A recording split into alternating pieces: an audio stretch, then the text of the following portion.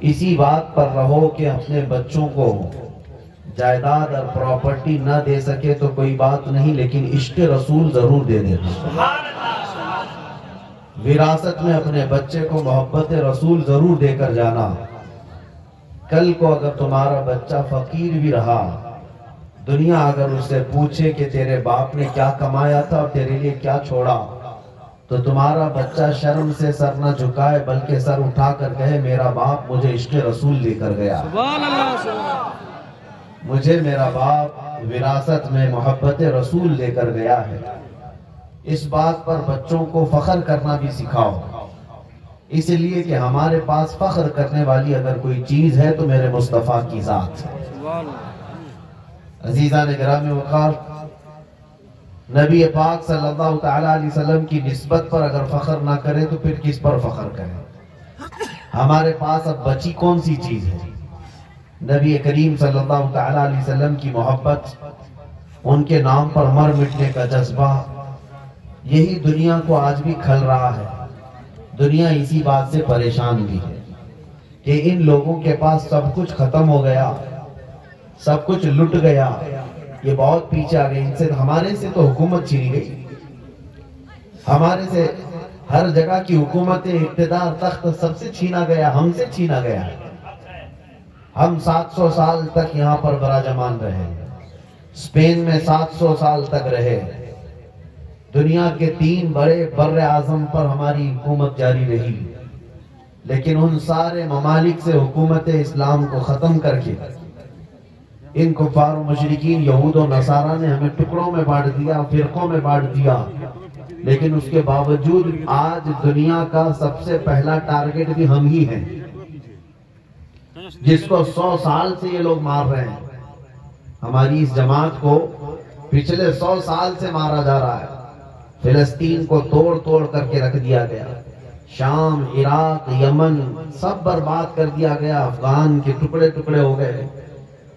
100 سال سے super power طاقتیں ہمارے پیچھے لگی ہوئی، چھوٹی سے لے کر بڑی تک طاقتیں، اگر دشمن اپنا کسی کو سمجھتی ہیں وہ صرف داڑھی والے، وہ چاہے امریکہ میں ہو، یورپ میں ہو، انگلینڈ میں ہو کہ افریقہ میں ہو، مسلمان نشانے پر ہے، سب جگہ نشانے پر ہے۔ کبھی آپ یہ سوچا کہ جو بکھری ہوئی قوم ہے، ٹوٹی ہوئی قوم ہے، ہمارے پاس کوئی ڈھنگ کی حکومت نہیں، لیکن پھر کیوں ہم نشانے پر ہیں؟ دنیا آج ہم سے خوف زدہ کیوں ہے، پریشان کیوں ہے؟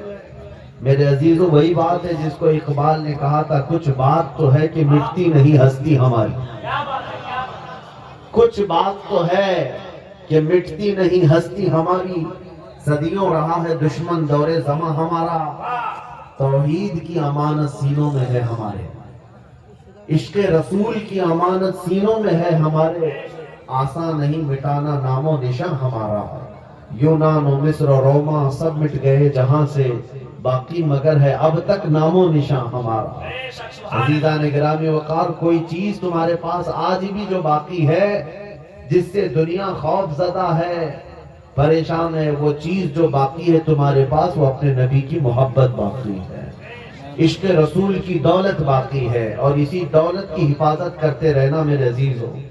یہ جلسے، یہ جلوس، یہ علماء کا آنا جانا، یہ اسی لیے لگا رہتا ہے کہ تمہاری یہ محبت رسول کی امانت باقی رہے، امانت باقی رہے، ورنہ چوروں کے آنے جانے شروع ہو گئے، مکار اور لٹیروں کا تمہارے یہاں آنا جانا اگر شروع ہو گیا تو عشق رسول کی دولت بھی جا سکتی ہے، جو آخری دولت تمہارے پاس بچی ہے۔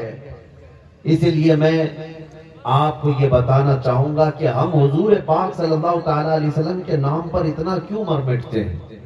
کیوں؟ اس لیے کہ قرآن نے کہا ہے کہ وہ رسول ہم سے جان سے زیادہ قریب ہے، ہم سے جان سے زیادہ قریب ہے۔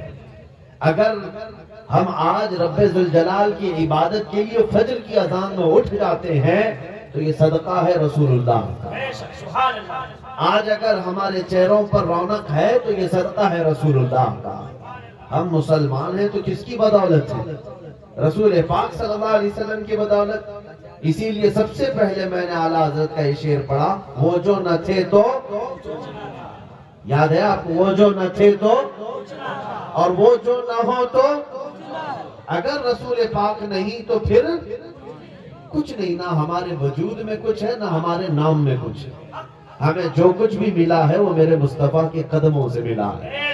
بریلی کے امام اعلیٰ حضرت فاضل بریلوی رضی اللہ تعالیٰ عنہ یوں عرض کرتے ہیں بارگاہ رسول میں، یا رسول اللہ، خلق کے حاکم ہو تم، رزق کے قاسم ہو تم، خلق کے حاکم ہو تم، رزق کے قاسم ہو تم، جو ملا تم سے ملا تم پہ کرو۔ سبحان اللہ، نعرہ تکبیر، نعرہ رسالت، عشق محبت، عشق محبت۔ برسوں عبادت کر کے جو بندہ ہزاروں سال عبادت کر کے پورا ہونے تک نہ آئے، بس ہاں یہاں یہ لینا بینک نہیں ہے۔ بہرحال میں ڈسٹرب نہ ہو جائے، ایک بار درود شریف پڑھ لیں۔ اللہم صلی علی سیدنا محمد معدن الجود والکرم وآلہ واصحابہ الکرام نبی کریم بارک وسلم۔ جن پر بارش ہونی تھی وہ تو اب بیٹھ گئے، جن کے ہاتھ میں مجھ سے پہلے مائک تھا جو گنگنا رہے تھے ان پر ہی تو بارش ہوتی ہے، نعت خانوں پر ہو، کیونکہ وہ بھی کھاتے ہیں صدقہ رسول اللہ۔